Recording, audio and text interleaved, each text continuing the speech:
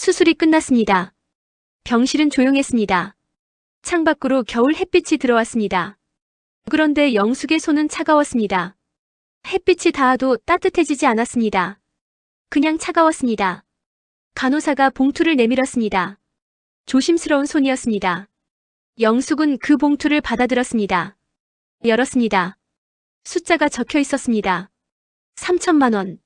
한동안 그 숫자를 봤습니다. 다시 봤습니다. 숫자는 바뀌지 않았습니다. 갑작스러운 심장 수술이었습니다. 중환자실에 오래 있었습니다. 보험으로 다 해결될 거라 생각했습니다. 그런데 아니었습니다. 그 나머지가 3천만 원이었습니다. 간호사가 말했습니다. 가족분께 연락하시겠어요? 영숙은 고개를 끄덕였습니다. 그런데 휴대폰을 집어들고 나서 손이 멈췄습니다. 화면을 보면서 한동안 그냥 있었습니다. 아들이 둘이었습니다. 딸이 하나였습니다. 모두 각자의 가정이 있었습니다. 바쁘게 살았습니다. 명절에 모이면 늘 시간이 부족하다며 먼저 일어섰습니다. 밥이 채 끝나기도 전에 가야 한다고 했습니다. 영숙은 그럴 때마다 괜찮다고 했습니다. 빨리 가봐라, 어서 가봐라. 그래도 이런 일은 말해야겠지. 영숙은 큰아들 번호를 눌렀습니다. 신호가 갔습니다. 한 번, 두 번. 받았습니다. 엄마, 무슨 일이야? 목소리가 바빴습니다. 뒤에서 소리가 났습니다. 회의 중인 것 같았습니다. 영숙은 짧게 말하려 했습니다. 수술을 했다고. 병원비가 좀 나왔다고. 전화기 너머로 침묵이 흘렀습니다. 짧은 침묵이었습니다. 그런데 그 짧은 침묵 안에 많은 것이 들어 있었습니다. 영숙은 그 침묵을 들으면서 이미 알 것 같았습니다. 다음에 무슨 말이 나올지. 엄마, 지금 회의 중이라 길게는 못해요. 영숙은 알겠다고 했습니다. 나중에 다시 얘기하자고 했습니다. 전화를 끊었습니다. 병실이 다시 조용해졌습니다. 창밖 햇빛은 여전했습니다. 그런데 이상하게 아까보다 더 차가운 것 같았습니다. 영숙은 휴대폰을 무릎 위에 내려놓고 창밖을 봤습니다. 3천만 원이었습니다. 혼자 해결해야 할 것 같았습니다. 큰아들에게 다시 전화했습니다. 저녁이었습니다. 회의가 끝났을 시간이었습니다. 신호가 갔습니다. 받았습니다. 영숙은 이번엔 제대로 말하려 했습니다. 수술 이야기, 병원비 이야기, 숫자까지 말하면서 목소리를 낮게 유지하려 했습니다. 엄마, 지금 회의 중이라 길게는 못해요. 아까와 같은 말이었습니다. 아직 회의 중이었습니다. 영숙은 짧게 말했습니다. 수술을 했고 병원비가 예상보다 많이 나왔다고. 3천만 원이라고. 전화기 너머로 침묵이 흘렀습니다. 엄마, 저도 요즘 대출 때문에 좀 힘들어요. 조금만 기다리면 안 돼요? 조금이라고 했습니다. 그 단어가 귀에 걸렸습니다. 조금이 얼마인지 묻지 않았습니다. 물을 수가 없었습니다. 둘째 아들에게 전화했습니다. 해외에 있었습니다. 시간대가 달랐습니다. 그래도 받았습니다. 영숙은 같은 말을 했습니다. 수술, 병원비 3천만 원. 엄마, 나도 애들 학원비 때문에 여유가 없어요. 카드 한도도 꽉 찼고. 미안하다고 했습니다. 목소리에 진심이 없지는 않았습니다. 그런데 그 미안함이 3천만 원을 해결해주지는 않았습니다. 딸에게도 전화했습니다. 딸은 울먹였습니다. 셋 중에 가장 많이 미안해했습니다. 그런데 말은 비슷했습니다. 엄마, 나도 돕고 싶어. 근데 우리 집도 지금 전세금 올려줘야 해서. 영숙은 괜찮다고 했습니다. 걱정 말라고 했습니다. 전화를 끊었습니다. 세 통의 전화가 끝났습니다. 모두 미안하다고 했습니다. 모두 힘들다고 했습니다. 모두 진심이었을 겁니다. 영숙은 그걸 알았습니다. 자식들이 나쁜 게 아니었습니다. 각자 살아가느라 벅찬 것들이 있었습니다. 그런데 알면서도 병실이 넓어 보였습니다. 아까보다 더 넓었습니다. 침대 하나, 작은 창문, 링거줄. 그게 다였습니다. 영숙은 천장을 봤습니다. 누군가 내가 해결할게라고 말해줄 것 같았습니다. 그 말을 기다렸는지도 모릅니다. 그런데 아무도 그 말을 하지 않았습니다. 전화기를 내려놓았습니다. 3천만 원이었습니다.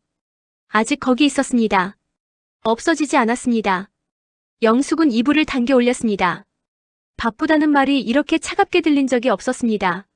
며칠이 지났습니다. 퇴원은 아직이었습니다. 몸은 조금씩 나아지고 있었습니다. 그런데 머릿속은 달랐습니다. 눈을 감으면 숫자가 떠올랐습니다.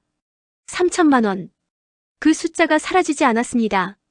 영숙은 계산기를 꺼냈습니다. 통장 잔고를 눌렀습니다. 적금 해지 금액을 더했습니다. 이것저것 다 더해봤습니다. 턱없이 모자랐습니다. 계산기를 덮었다가 다시 폈습니다. 숫자는 바뀌지 않았습니다. 남편이 남기고 간 작은 상가가 있었습니다. 월세가 많지 않았습니다. 그래도 매달 나왔습니다. 노후의 마지막 안전망이었습니다. 이게 없으면 기댈 곳이 없었습니다. 영숙은 그 상가를 팔지 않으려 했습니다. 남편이 남긴 것이기도 했습니다. 그런데 방법이 없었습니다. 이거라도 팔아야 하나? 그 생각을 하다가 멈추다가 또 하다가 며칠을 그렇게 보냈습니다. 그러던 어느 날이었습니다. 병실 문이 열렸습니다. 낯선 여자가 들어왔습니다. 영숙은 눈을 가늘게 떴습니다. 누구인지 바로 떠오르지 않았습니다. 어머님, 저 기억하세요? 목소리를 듣고 나서야 알았습니다. 상가에서 작은 카페를 운영하는 세입자였습니다. 젊은 여자였습니다. 남편이 살아있을 때부터 거기 있었습니다. 월세를 한 번도 밀린 적 없는 사람이었습니다. 영숙은 왜 왔는지 몰랐습니다. 수술 소식 들었어요. 걱정이 돼서요. 그 말이 이상하게 마음에 걸렸습니다. 자식들도 병실에 오지 않았는데 세입자가 왔습니다. 멀리서 일부러 찾아왔습니다. 여자가 조심스럽게 말했습니다. 어머님, 월세 잠시 못 내도 괜찮으니까 건강부터 챙기세요. 영숙은 고개를 저었습니다.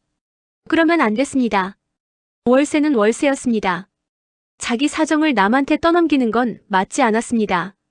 아니에요. 내가 팔지도 몰라요. 말하고 나서 본인도 놀랐습니다. 소리내어 말한 건 처음이었습니다. 머릿속에서만 맴돌던 말이 밖으로 나왔습니다. 여자의 표정이 굳었습니다. 한동안 아무 말도 하지 않았습니다. 영숙도 말하지 않았습니다.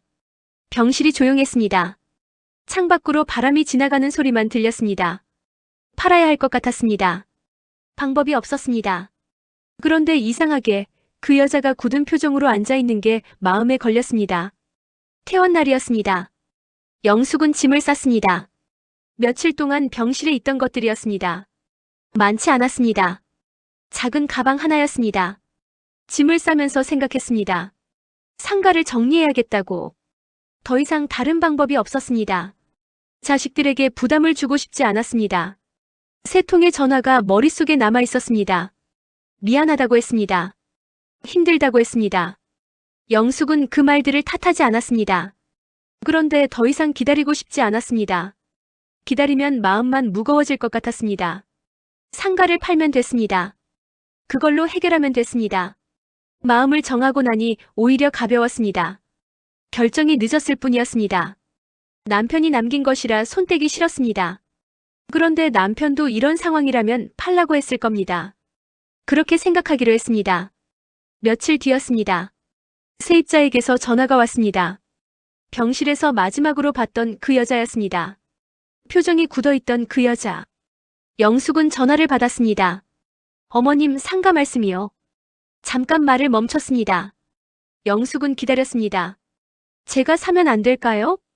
영숙은 바로 대답하지 못했습니다. 예상하지 못한 말이었습니다. 젊은 여자가 상가를 사겠다고 했습니다. 카페 월세도 빠듯할 텐데 그 돈이 어디서 나오는 건지. 여자가 말을 이었습니다. 남편이랑 얘기했어요. 작은 대출 받아서 인수하려고요. 이유를 말했습니다. 어머님이 아니었으면 저희 가게도 없었어요. 남편 사업 힘들 때 어머님이 월세 기다려주셨잖아요. 그때 버텼으니까 지금이 있는 거예요. 저희가 도와드리고 싶어요. 영숙은 그 말을 듣고 한동안 아무 말도 하지 못했습니다. 기억이 났습니다. 몇 년 전이었습니다. 그 부부가 힘들다고 했습니다. 남편이 몸이 안 좋아서 가게가 잘 안 된다고 했습니다. 영숙은 월세를 2달 기다려줬습니다. 별것 아니라고 생각했습니다. 그런데 그 여자는 기억하고 있었습니다. 오래 생각했습니다. 상가를 넘기는 게 맞는 건지, 이 사람들한테 부담을 주는 게 맞는 건지, 며칠을 고민했습니다. 결국 팔았습니다. 병원비가 해결됐습니다. 통장에 남은 돈이 많지는 않았습니다. 그런데 이상했습니다. 숫자는 줄었는데 마음이 가벼웠습니다.